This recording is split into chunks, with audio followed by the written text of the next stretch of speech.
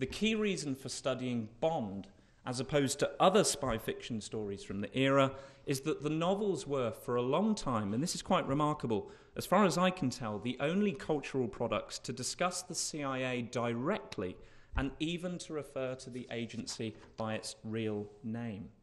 In the 1950s, although American culture was awash with espionage, the focus tended to be on homeland subversives, the FBI, rather than international spies operating overseas.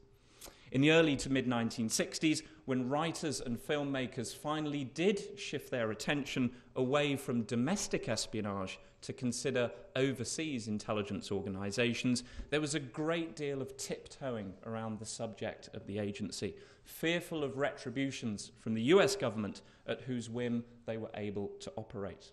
Famously, Alfred Hitchcock was required by the legal department at Universal. Actually, this is not particularly well known. This is a little archival finding here at the Library of Congress. But Alfred Hitchcock was required by the legal department at Universal to change the title of his classic spy yarn starring Cary Grant from The CIA Story to North by Northwest, which came out in 1959.